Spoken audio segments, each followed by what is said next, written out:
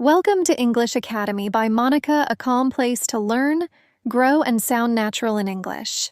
Today we're starting something truly powerful, learning how to describe anything in English with confidence and clarity. Every time we speak, we describe. We describe people, places, feelings, and even our thoughts. If you master the art of description, your English becomes more colorful, expressive, and alive. Let's begin with something simple, describing what we see.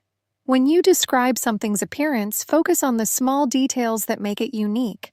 For example, don't just say a car. Describe it. Say, it's a shiny red car with black leather seats and a soft humming sound when it moves. That small effort makes your English sound natural. And remember, describing doesn't mean using difficult words. It means noticing details and expressing them clearly. Good English speakers don't always use fancy vocabulary. They use right words with clear images. Here's a small exercise for you. Look around you and describe 3 things, maybe your room, your cup of tea, or the weather outside. Try to express them in full sentences using your senses, what you see, hear, smell, or feel. When you do that, your brain starts thinking in English, and that's the real secret of fluency. So whenever you speak English, think of it as painting pictures with words. That's the first step toward mastering real, confident communication. When it comes to communication, one of the most common things we describe is people. We describe our friends, coworkers, family members, or even strangers we meet. But many English learners make one big mistake. They only say basic things like, he is tall, or she is beautiful. That's a start, but it's too simple. Let's learn how to sound more natural and expressive. When you describe someone, think in 3 layers: appearance, personality, and behavior. These 3 layers help your listener truly imagine the person you're talking about. Describe people in 3 layers: appearance, personality, behavior. Let's start with appearance. You can describe someone's height, hair, eyes, clothing, or general look, but keep it natural. For example, she has long brown hair that always shines under the sunlight. Or, he usually wears simple clothes, but his smile is full of warmth. See how these sentences show the person instead of just telling basic facts? Next comes personality. Instead of only saying he is kind or she is nice, describe what makes them kind. For example, she always listens when others talk. That's what makes her kind. Or, he never gives up even when things get tough. That shows how determined he is. Finally, describe behavior. What the person does or how they react. That's where your description comes alive. For example, he walks fast, talks fast, and always seems to be in a hurry. Or, she speaks softly, but her words are full of wisdom. When you describe people this way, you're not just using adjectives, you're creating a picture. And that's what makes your English sound natural, detailed, and real. You don't have to use all 3 layers every time. Just focus on what feels right for the situation. If you're writing about a friend, maybe describe their personality more. If you're introducing someone at work, talk about their appearance and skills. The secret is to match your description to the moment. So the next time you describe someone, slow down, observe, and choose words that truly reflect who they are. That's how you move from speaking basic English to sounding thoughtful and natural. In everyday life, we often describe objects, things around us. Maybe it's your favorite mug, your phone, your car, or a simple notebook you carry every day. But many learners only use basic adjectives like big, small, nice, or beautiful. These words are fine, but they don't paint a clear picture. Let's learn how to describe objects in a natural, expressive way. When you describe an object, Try to answer 3 simple questions. What does it look like? What does it feel like? And why does it matter to you? Let's start with how it looks. Instead of saying it's a nice cup, you can say, it's a white ceramic cup with tiny blue flowers around the rim. Or, it's an old brown notebook with rough pages and a leather cover. When you describe small details, your words create a visual image. Now talk about how it feels not just in your hands, but emotionally. For example, the cup feels warm and comforting every morning. Or, the notebook smells like old paper. It makes me think of school days. Adding feeling gives life to the object. Finally, explain why it matters to you. This is what makes your description memorable. For example, it's just an old notebook, but it holds all my first ideas and dreams. Or, this mug was a gift from my friend. Every time I use it, I remember her kindness. Notice something? You didn't just describe an object, you told a small story about it. And that's what makes your English sound deep, natural, and human. You don't need complicated words for this. You just need details and feelings. Even simple English can sound beautiful when you describe things with attention and care. So next time you talk about an object, look closer. Notice the color, the shape, the sound, or even the memory it carries. That's how you turn a simple description into something meaningful. When you describe a place, you're not just saying where it is, you're taking the listener there. A good description helps someone imagine the space, feel the atmosphere, and almost see what you see. It could be your hometown, your favorite cafe, your study corner, or a beach you visited once. Let's start with the basics. Describe what you can see. For example, instead of saying it's a nice park, you could say, it's a quiet green park with tall trees, a small lake in the middle, and benches under the shade. You're not just naming things, you're painting a picture with words. Next, describe what you can feel. A place isn't only about how it looks, it's about how it makes you feel. For example, when I sit in that park, I feel calm. The sound of birds and the smell of grass help me breathe better. Or, the little cafe near my house feels warm and cozy. It smells like fresh coffee and soft music plays in the background. These small sensory details make your English sound alive. Now, add some personal connection. This is what gives your words meaning. For example, I used to go there after school to think. It's where I wrote my first poem. Or, my grandmother's house always felt safe. Even the creaking wooden floor made me feel at home. Describe with your senses: sight, sound, smell, touch, and feeling. When you describe a place, use adjectives that match the feeling, not just the look. For example, instead of saying it's a small room, you can say it's a small but peaceful room. Instead of it's a big city, you can say it's a big city full of energy and light. Notice how emotion changes the picture? And remember, silence and peace are also part of a description. You can say, the air felt still and everything was quiet, except for the sound of a distant clock. Even that creates atmosphere. It makes your listener imagine the moment. So when you describe a place, look around slowly. Notice the colors, the sounds, the textures, the emotions it gives you. Because a good description doesn't just tell where you are, it tells how it feels to be there. Describing actions and movements naturally. When you describe something in English, it's not only about objects or places. Actions are also part of life. How people move, what they do, and how they do it. All of that helps your listener imagine the full picture. So today, let's focus on how to describe actions and movements in natural English. Imagine you see someone walking. You can say, he's walking, but that's too plain. Instead, use richer verbs or add small details. He's walking slowly through the park. She's walking quickly as if she's late. He's walking confidently with his hands in his pockets. See how a simple action becomes clear and visual? Let's try a few more examples. Instead of saying she's eating, you could say, she's enjoying her meal quietly, taking small bites.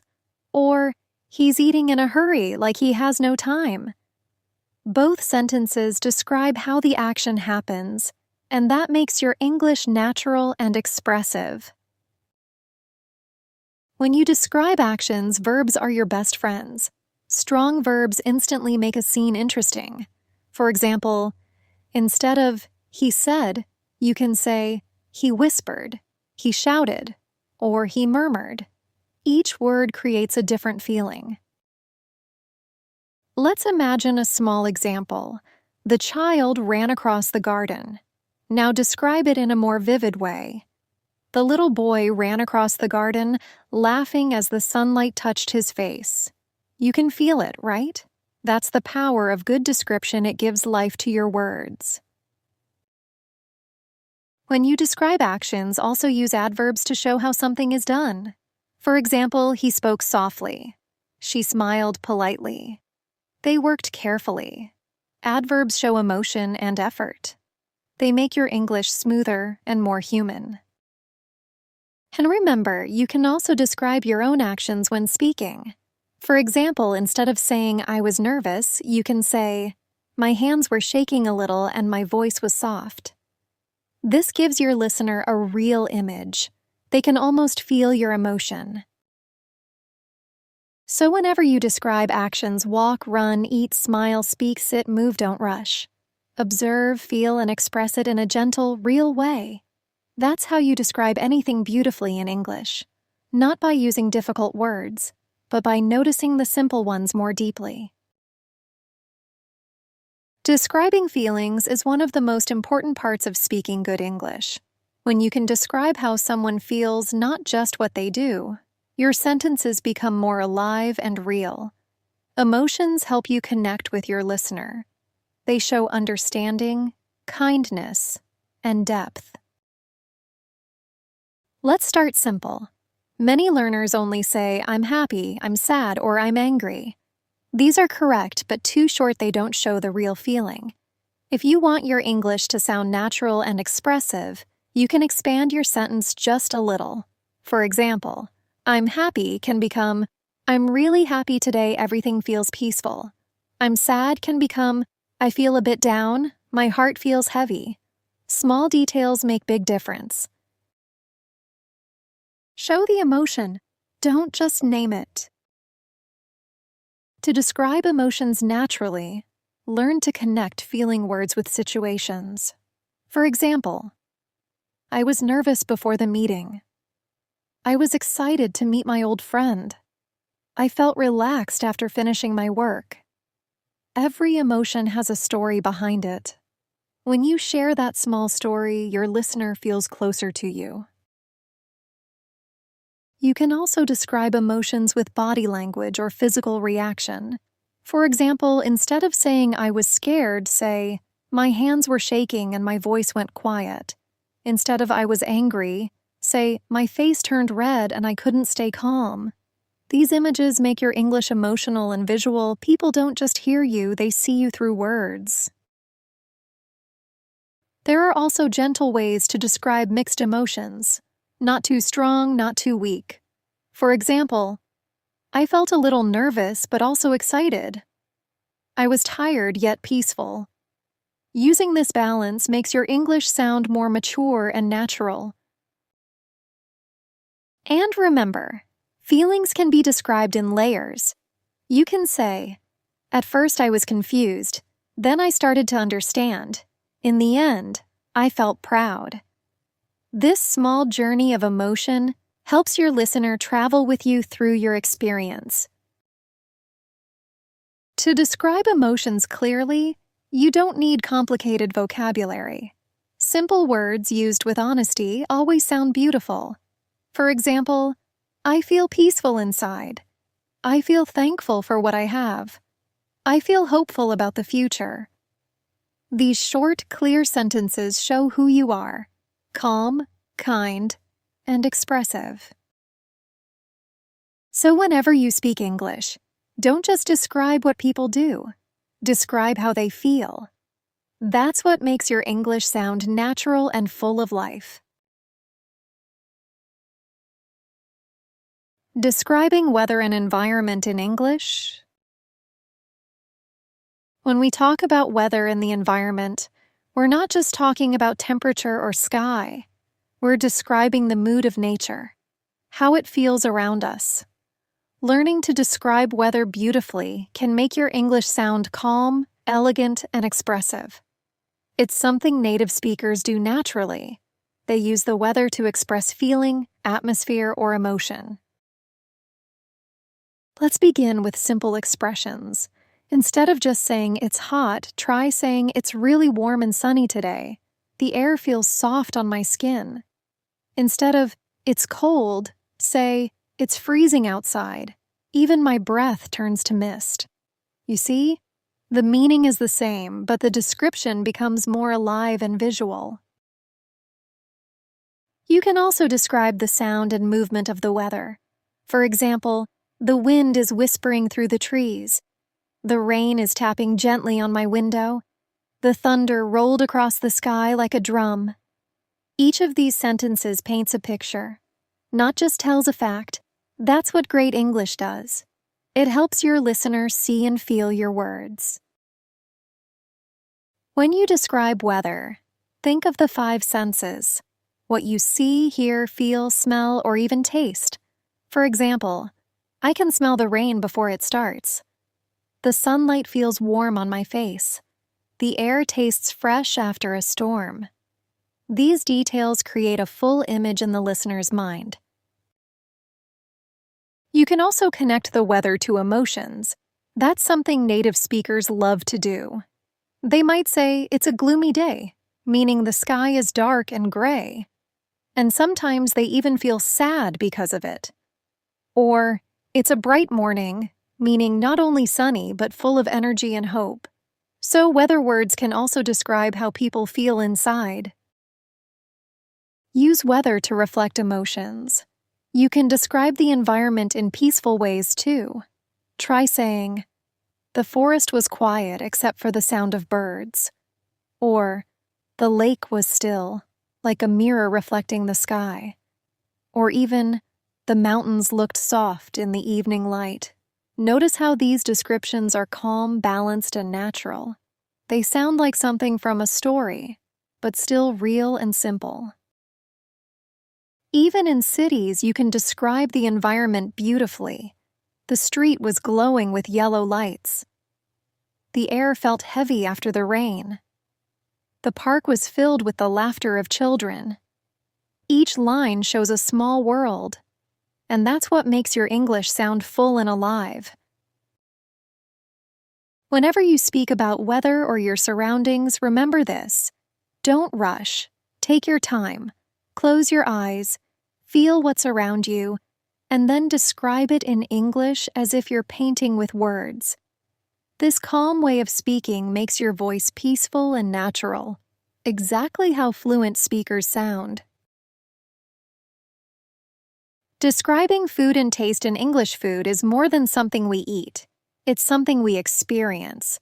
When you describe food in English, you're not only talking about the taste, but also the smell, the texture, and even the memory that comes with it. A fluent English speaker doesn't just say, "This is good." They say, "This is delicious. It's soft, rich, and melts in my mouth." That's how you make your English sound natural and full of life. Let's start with describing taste. There are 5 main taste words in English: sweet, salty, sour, bitter, and spicy. But if you stop there, your English will sound flat. Native speakers go deeper. They add emotion and feeling to the description. For example, instead of saying the cake is sweet, you could say the cake is perfectly sweet, not too heavy, just right. Instead of the soup is spicy, say the soup has a nice kick. It warms you from the inside. And instead of the food is sour, try The food has a tangy taste that wakes up your tongue. Describe how food makes you feel. You can also describe the texture, how food feels in your mouth. Words like crispy, crunchy, creamy, smooth, chewy, juicy, tender, or flaky make your descriptions sound more vivid. For example, the bread is crispy on the outside and soft inside. The chocolate is creamy and rich. The fruit is juicy and full of flavor. Each word helps the listener imagine the food, as if they can taste it too. Now let's talk about smell. Smell is a powerful part of describing food. You can say, the aroma of fresh coffee fills the room. Or, the smell of baked bread makes me feel at home. Smell connects with memory and emotion. That's why describing it adds warmth to your English. Use sensory words: aroma, scent, flavor, texture. When you talk about food, also mention the experience. For example, the meal felt comforting after a long day. The flavors reminded me of my childhood. The drink was refreshing, just what I needed. Notice how you can use food to describe moments, not just taste. That's what makes English sound deep and human. Here's another way to improve your food descriptions. Use comparisons. Say things like, the sauce is as smooth as silk. The pie is light like a cloud. The juice is fresh like morning air. These small similes make your English poetic and engaging without being difficult. Finally, remember this. When you describe food in English, slow down and enjoy the words. Speak as if you're tasting the sentence itself. That calm tone will make your listener feel exactly what you're saying: the flavor, the comfort, and the beauty of language itself. Describing emotions and feelings in English.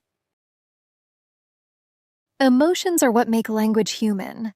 If you can describe how you feel clearly, softly, and honestly, you can connect with anyone in English. Most learners stop at simple words like happy, sad, angry, or tired.